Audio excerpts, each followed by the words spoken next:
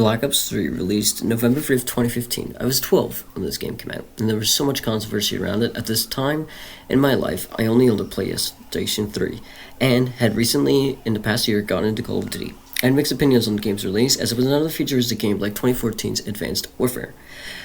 Black Ops 3 released with outstanding multiplayer. It became the most popular game since Black Ops 2, which came out all the way back in 2012. People were in love with Black Ops 3, and so many content creators exploded during its life cycle. Multiplayer took everything from Advanced Warfare and made it 10 times better, with an advanced movement system that felt so much better than XS. Of course, BO3 also stepped up the supply drop game and made it a much worse system, but we won't get into that much. Each DLC brought in awesome maps, from reimagined maps from the OG Treyarch games, and overall maps that were shaped for the movement system of the game. The grind in this game for multiplayer camos and ranks were insane, with videos upon videos being uploaded and popularized on YouTube. There were so many things that brought people back on the grind, from contracts to rewards like double level and weapon XP weekends. Treyarch even kept this game alive during the life cycle of Infinite Warfare due to IW's poor perception, adding weapons to the game and even more double XP rewards. Treyarch even added the featured game mode playlist to Black Ops 3 during the Days of Summer event in 2017, in which game mode was randomly picked up to be double XP for the week, to keep the game thriving 2 years after its release. Now, I'm not going to spend too much time talking about the campaign of the game. I played it once, and even after watching videos explaining the game, was still so lost and disappointed that there was little to no connection of the previous games. It brought back BO2's weapon class system for each mission, which I thought was really cool. But there was some little additions to this campaign that made me enjoy it, and it was just not enough to make me come back for more after my first playthrough. Moving on to zombies. There's so much I could say about BO3 zombies. For hours I could make a video.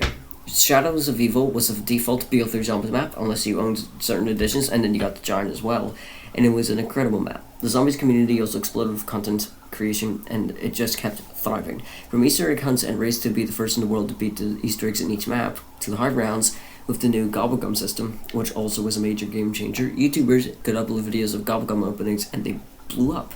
It was insane. September 6, 2016 was the biggest day, or so we thought. The massive conclusion to BO3 was finally here, Revelations, and oh boy, it didn't do too well. From a content standpoint, fans were still blowing up videos, but from a gameplay standpoint, Revelation doesn't pull through, with some aggravating Easter egg steps and a final boss fight that felt like nothing compared to the previous map's boss fights. Revelations wasn't the map we expected, and with the community expecting this to be the last BO3 map before Infinite Warfare, it was pretty downgrading and a disappointment. Now, don't get me wrong, I'm sure there are other fans out there, and kudos to you for actually enjoying the map, but for others, this being the final map for 2 years was pretty unsettling. Until May 2017, when we got Zombies Chronicles, the biggest DLC map pack to ever be released in Call of Duty history. Chronicles was the 5th DLC for Black Ops 3, mastering Noct, Varrock, Shino, Kino, Ascension, Shangri-La, Moon, and Origins onto the BO3 engine, and this was epic. I remember watching the reveal trailer for Chronicles and just losing my mind from hype for all of these maps being remastered, and the community came back for the action. Now, I'd like to get to the point of this retrospective. Beyond being a BO3 retrospective, BO3 was the biggest game in 2015 and 2016, even managing to thrive in 2017, has now fallen. Games like BO1 and BO2 have resurfaced in popularity over the years. However, BO3 has been lost. The game died over the past few years. Trying to hop onto a multiplayer match to revive my favorite futuristic game was impossible, even with all DLC uninstalled. I was so heartbroken to find so little people on BO3 only a few years after its release.